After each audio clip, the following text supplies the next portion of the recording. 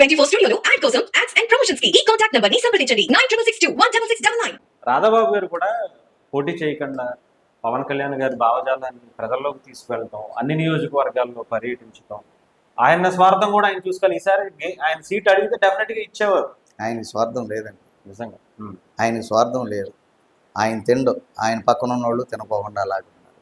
అనేక మంది నిజంగా ఆయన ప్రతీకారం తీర్చుకోవాలంటే అనేక గ్రామాలు వెళ్ళి ఇది పరిస్థితి సోన్సా అంటే గ్రామాలు కదిలి వచ్చేస్తాయి ఆయన కోసం. Because of he son of Ongaveeti Mohan Rao గారు.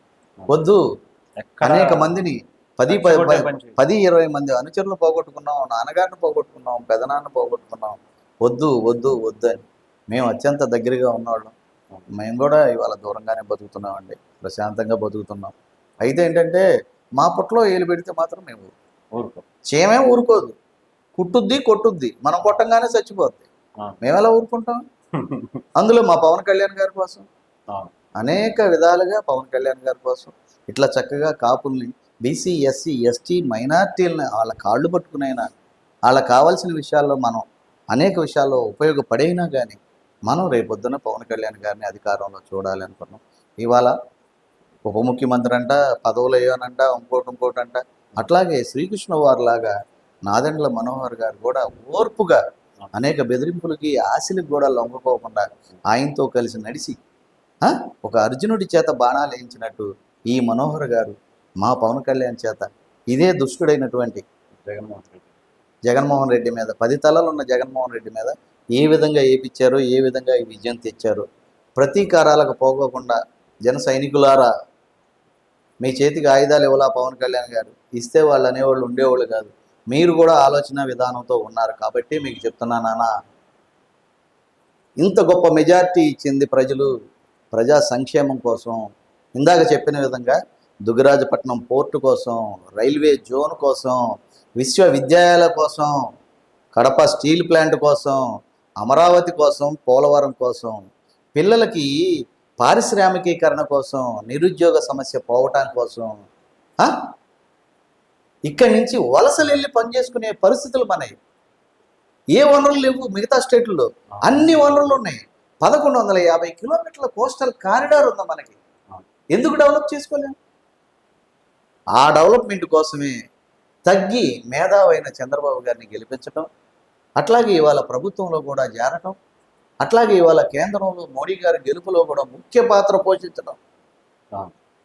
పవన్ కళ్యాణ్ గారు తీసుకున్న నిర్ణయాలు ఒక లోకం కాదండి. ఈ 5 సంవత్సరాలుగా జగన్మోహన్ రెడ్డి కానీ, రోజా కానీ గేటు కూడా దాటనేనంది. ఎక్కడున్నావు రోజా? ఇవాళ నీ పరిస్థితి ఏంటి చెప్పు, బయటికి వచ్చే పరిస్థితి ఉందా? జబర్దస్త్లో కూడా నీకు పోయినట్టే కదా. జబర్దస్త్లో కూడా ఒక ఆర్పి చూడండి, ఆఖరికి రైజింగ్ రాజు కూడా నిన్ను ఏ విధంగా మాట్లాడాడు. ఎలా ఉండగలుగుతున్నావు?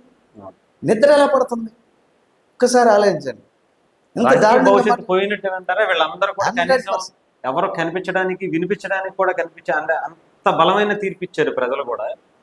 తీర్పిచ్చారు. ఒకటండి, చంద్రబాబు గారు ఇంతకు ముందు విధానం వేరు, ఇప్పుడు విధానం వేరు. ఏంటి మీరు అలా చెప్తున్నారు? ఆయన విధానంలో మార్పు ఎలా వచ్చింది?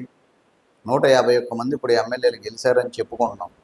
అందులో ఇదే టీడీపీకి 100% ఉపయోగపడ్డది ఒక 40-30 మందే. పార్టీ అధికారంలో లేకపోయేసరికి జగన్ పెట్టే బాధలు, జగన్ పెట్టే వ్యవహారాలు చూసి సహించలేక ధూళిపాల నరేంద్ర ఏ విధంగా నరకం అనిపించాడు. అట్లాగే గొట్టిపాటి రవి చూడండి, అట్లాగే అక్కడ చూడండి, ఎక్కడ ఏలూరులో, మన దెందులూరులో, ఇట్లా ఒక్కొక్క ఎమ్మెల్యేలు వీళ్ళు అనవసరం కేసులు పెట్టించుకుని నరకం అనిపించారు. ఇవన్నీ కూడా తట్టుకుని టీడీపీకి అండగా నిలిచినటువంటి వాళ్ళకి పయ్యావుల కేసు కానించి పెద్దలందరూ కూడా నిన్న ఇవాళ పెద్దపీట వేసాడు.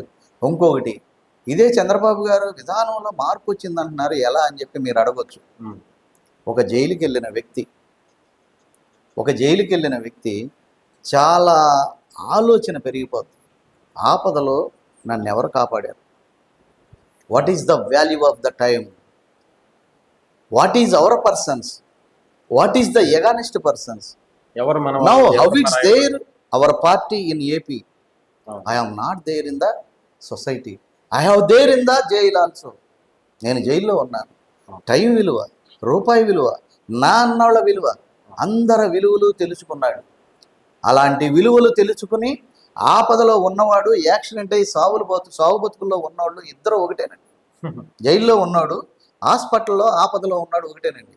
అలాంటి ఆపదలో బ్రతుకుతాడా పోతాడా అనేది కూడా లేకోకుండా, ఆయన గెలుస్తాడా గెలవడా అనేది కాకుండా నా ఓనర్లు ఉన్నారు, నా సైన్యం ఉంది, నా సైన్యంతో పవన్ అనే నేను నీకు సాయం చేస్తానని ఇవాళ పవన్ కళ్యాణ్ గారు వచ్చి ఆ పార్టీని బతికిచ్చి వాళ్ళకు అండగా నిలబడి కులాల ఐక్యత పరిచి ఇంత ఇదిగా ఇలాంటి ఈ అద్భుతమైన మారిన విజయం- చంద్రబాబు గారు జీవితంలో తప్పు చేయడు. అవును. ఆయన అనుభవించాడు, అన్నీ చూశాడు, ఆస్తులు చూశాడు, అన్నీ చూశాడు. ఇవాళ పేద ప్రజల కళ్ళల్లో ఆనందం చూస్తాడు.